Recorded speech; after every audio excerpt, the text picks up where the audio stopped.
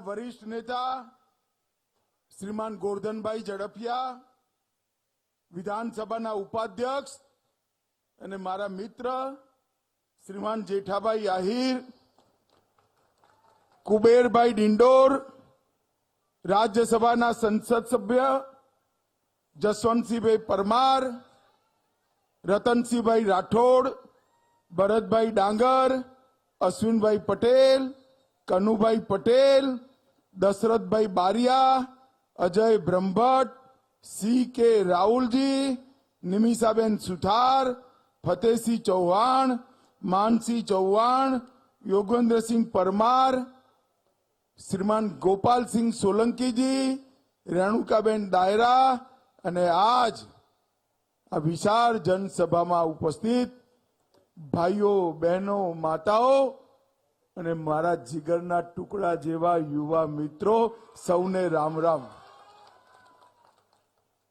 ભાઈઓ બહેનો, સૌથી પહેલા રણછોડરાયજી મહારાજ અને મા મહાકાલીને પ્રણામ કરી મારી વાતની શરૂઆત કરવા માંગુ છું। અહીં આવ્યો છું ત્યારે ફાગવેલ ધામ, લોનેશ્વર મહાદેવ મંદિર અને સતકેવલ ધામને પણ પ્રણામ કરી મારી વાતની શરૂઆત કરું છું। ઘણા ટાઈમ પછી ગોધરા આવ્યો છું। હમણાં જ આપણે રામલલ્લાના કપાળ પર રામનવમીના દિવસે સૂર્ય તિલક જોયું, પરંતુ આ રામ મંદિર બને એના માટે આ ગોધરાના સ્ટેશન પર 60 કાર સેવકોએ પોતાનું બલિદાન આપ્યું હતું। મિત્રો, 60 કાર। આજ હૃદયપૂર્વક એ 60 હુતાત્માઓને મનપૂર્વક, હૃદયપૂર્વક પ્રણામ કરી શ્રદ્ધાંજલિ આપી મારી વાતની શરૂઆત કરું છું। ભાઈઓ और બહેનો, આવનારી ચૂંટણી રાજપાલભાઈને જીતાડવાની તમે સૌએ શરૂઆતમાં જ ગેરંટી આપી, પણ રાજપાલભાઈને જીતાડવાનો અર્થ શું? રાજપાલસિંહના નામની સામે કમળનું નિશાન અને કમળના નિશાન પર દબાવેલું આપનું એક બટન, આપનો એક મત સીધો નરેન્દ્ર મોદીને ત્રીજી વાર વડાપ્રધાન બનાવશે। રાજપાલસિંહને આપેલો એક વોટ નરેન્દ્રભાઈને ત્રીજી વાર વડાપ્રધાન બનાવવાના કામમાં આવે અને નરેન્દ્ર વડાપ્રધાન બનાવવાનો શું મતલબ? દેશના અર્થતંત્રને દુનિયામાં ત્રીજા નંબરનું અર્થતંત્ર બનાવવાનું, 3 કરોડ ગરીબ બહેનોને લખપતિ દીદી બનાવવાની, 2 લાખ ગામોમાં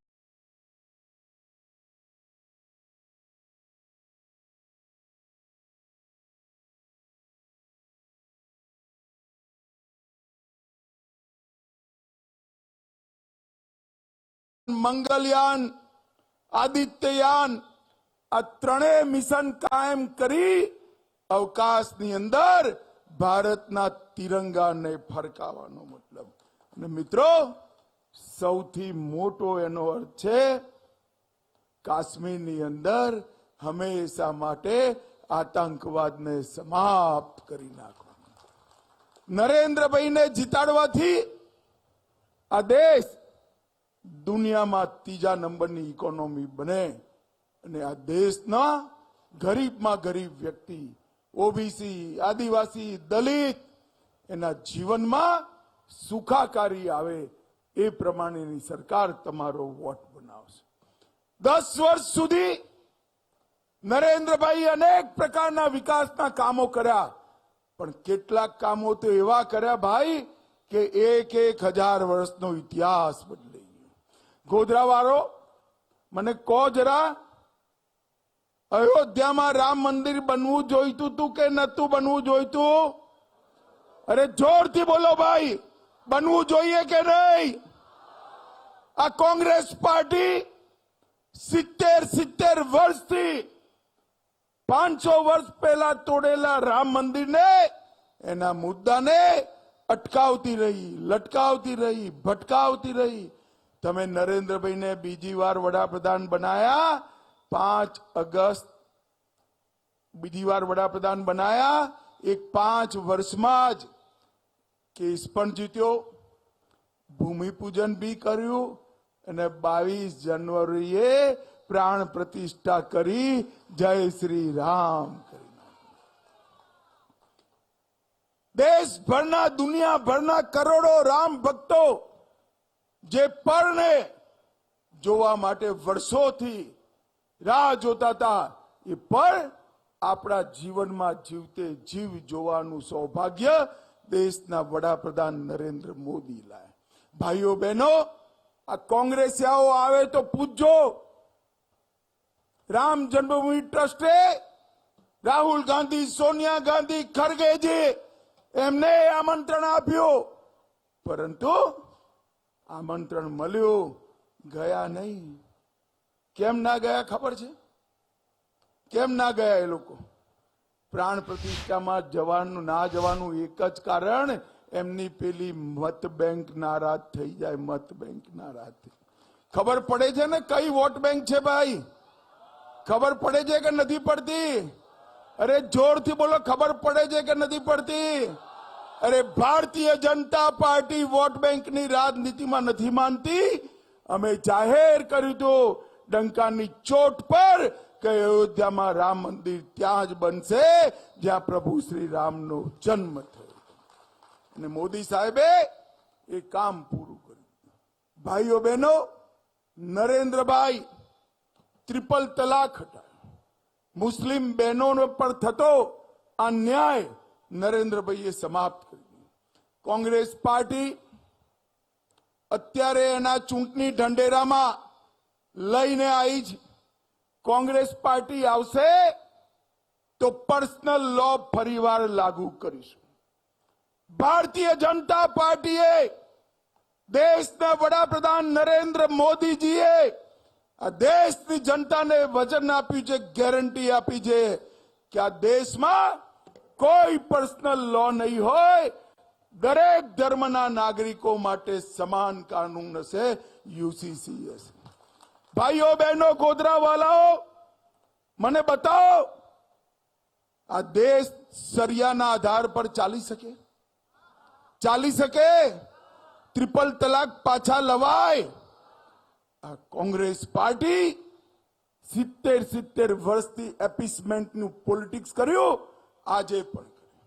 અરે ભાઈ, ઠીક છે, આપ તમે કુરાનના આધાર પર, સરિયાના આધાર પર દેશ ચલાવવા માંગતા હો તો તમને મુબારક, પણ દેશની જનતા નથી ચલાવવા માંગતી. અને જ્યાં સુધી ભારતીય જનતા પાર્ટીનો એક કાર્યકર્તા છે, આ દેશની અંદર યુસીસી લાગુ થઈ નહીં રહેશે. ભાઈઓ બહેનો, આ કાશ્મીર આપણું છે કે નહીં? જરા જોરથી બોલો તો. બરોબર જોરથી બોલો, કાશ્મીર આપણું છે કે નહીં? 370મી કલમ હટાવી જોઈતી હતી કે નથી હટાવી જોઈતી? 70 વર્ષથી આ કોંગ્રેસ પાર્ટી 370મી કલમને પોતાના દત્તક પુત્રોની જેમ ખોરામાં રમાડવાનું કામ કરતી હતી. કેમ કરતી હતી? ફરીવાર પેલી વોટ બેંકની રાજનીતિ. અને જ્યારે અમે કહેતા હતા 370ની કલમ અમે હટાવીશું, મજાક ઉડાવતા હતા. 5 ઓગસ્ટ 2019 નરેન્દ્રભાઈએ દેશમાંથી 370મી કલમ સમાપ્ત કરી નાખી. ભાઈઓ બહેનો, આ 370મી કલમ સમાપ્ત કરી એ વખતે જ્યારે બિલ લઈને હું ઉભો થયો, રાહુલ બાબા ઓળખો છો ને? રાહુલ બાબા ને ભાઈ બરોબર ઓળખો છો ને? પાક્કું? રાહુલ બાબા ઉભા થયા, બોલો કે 370મી કલમ ના હટાવશો? મેં કહ્યું કેમ ના હટાવવાની ભાઈ? તો કે કાશ્મીરમાં લોહીની નદીઓ વહી જશે. રાહુલ બાબા 5 વર્ષ થઈ ગયા, લોહીની નદીઓ છોડો, કોઈની પથ્થર મારવાની હિંમત નથી, પથ્થર મારવાની।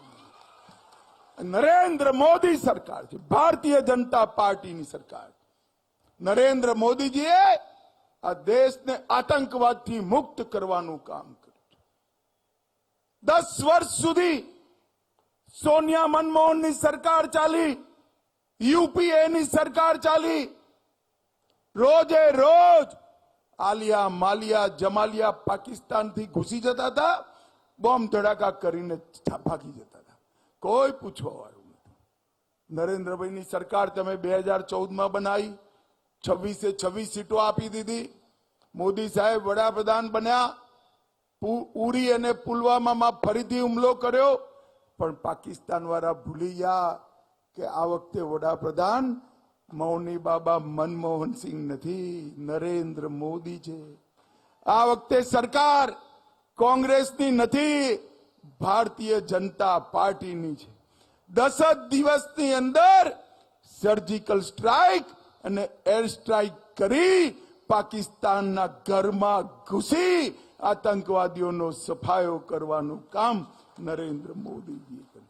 નરેન્દ્રભાઈએ આ દેશને આતંકવાદથી મુક્ત કરવાનું કામ કર્યું। ભાઈઓ બહેનો, આપણો પંચમહાલ જિલ્લો, ગોધરા સીટ, બાલાસિનોર જિલ્લો, આખું ક્ષેત્ર ઓબીસી મતદારોથી ભરેલું છે। આ કોંગ્રેસ પાર્ટી ઓબીસી વિરોધી પાર્ટી છે। અત્યારે રાહુલ બાબાને કોકે પકડાઈ દીધું છે, ઓબીસી ઓબીસી ઓબીસી। અરે રાહુલ બાબા, તારી પાર્ટીનો તું ઇતિહાસ વાંચ ભાઈ। કાકા સાહેબ કલેરકર કમિશન 1955 થી કોંગ્રેસે દબાઈ રાખ્યો, ક્યારેય અનામત ના આપી। એ પછી મંડલ કમિશન તમે દબાઈ રાખ્યો, ઓબીસી ને અનામત ના આપી, બક્ષી પંચના ભાઈઓને અન્યાય કર્યો, અને જ્યારે અનામત આપવાનો નિર્ણય કર્યો, રાજીવ ગાંધીએ એનો વિરોધ કર્યો। નરેન્દ્ર મોદી સાહેબે ઓબીસી કમિશન બનાવી બક્ષી પંચના સૌ ભાઈઓ બહેનોને સંવૈધાનિક માન્યતા આપવાનું કામ નરેન્દ્ર મોદી સાહેબે બક્ષી પંચના બધા જ મતદારો માટે, ભાઈઓ બહેનો માટે કેન્દ્રના બધા જ શૈક્ષણિક ઇન્સ્ટિટ્યૂટની અંદર રિઝર્વેશન અનામત આપવાનું કામ નરેન્દ્ર મોદીજીએ કર્યું। નરેન્દ્ર મોદીજીએ દરેક ગરીબના ઘરમાં ગેસ, વીજળી, શૌચાલય, 5 કિલો અનાજ, 5 લાખ સુધીનું બધો સ્વાસ્થ્યનો ખર્ચો અને અનેક પ્રકારના કામો કર્યા। એમાં સૌથી મોટો ફાયદો અગર કોઈને થયો હોય તો મારા બક્ષી પંચના ભાઈઓ બહેનોને નરેન્દ્ર મોદીજીએ કરાવી। અને સૌથી મોટી વાત, ભારતીય જનતા પાર્ટીએ દેશને બક્ષી પંચનો સૌથી પહેલો વડાપ્રધાન આપવાનું કામ ભારતીય જનતા પાર્ટીએ કર્યું।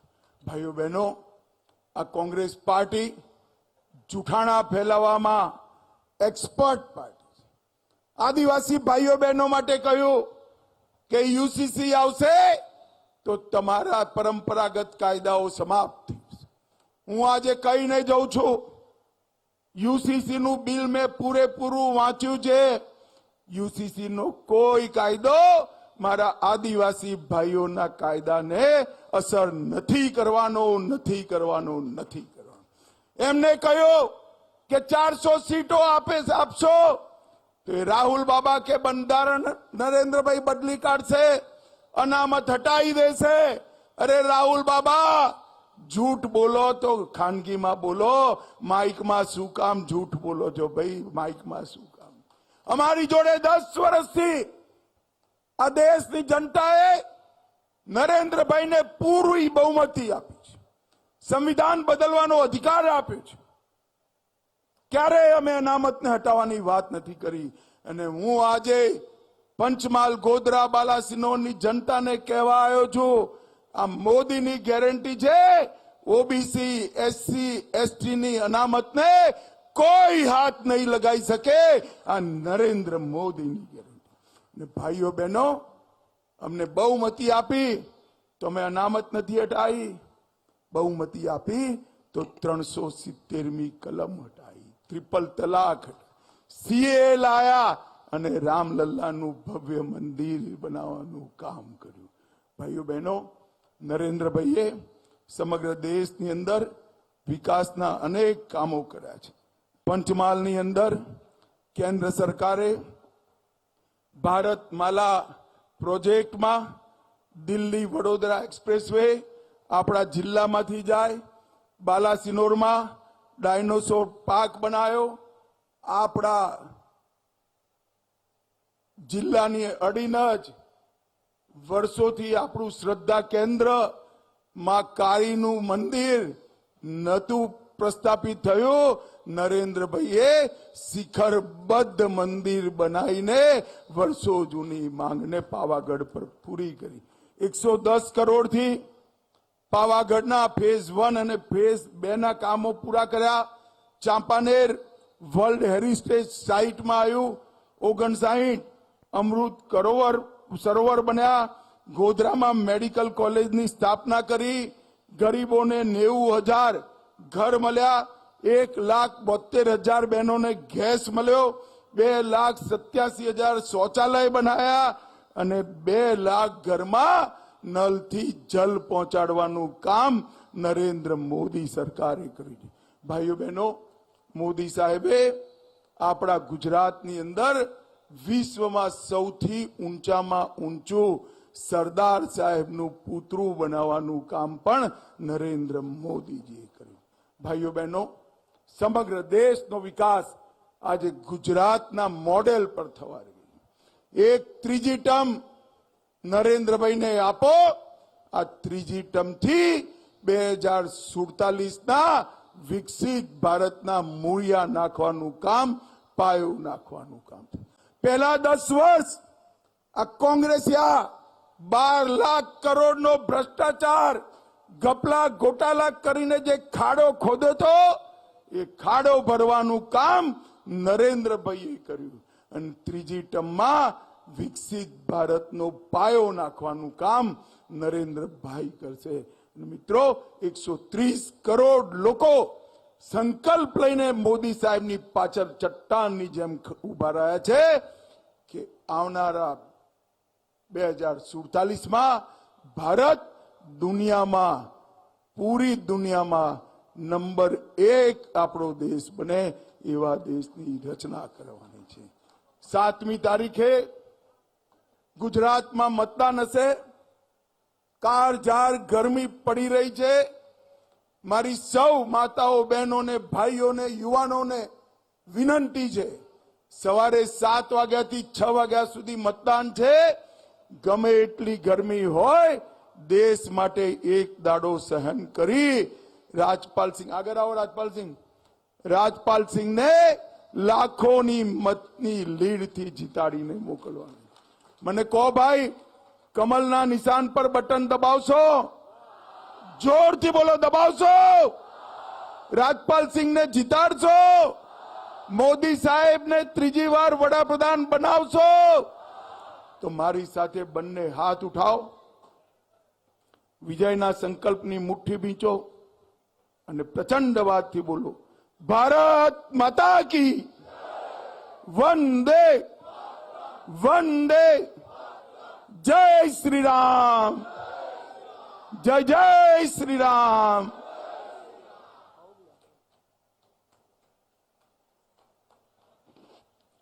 ખૂબ ખૂબ આભાર આદરણીય શ્રી અમિતભાઈ શાહ સાહેબ, ગૃહમંત્રી શ્રી અને સહકારિતા મંત્રી શ્રી, આપનો ખૂબ ખૂબ આભાર.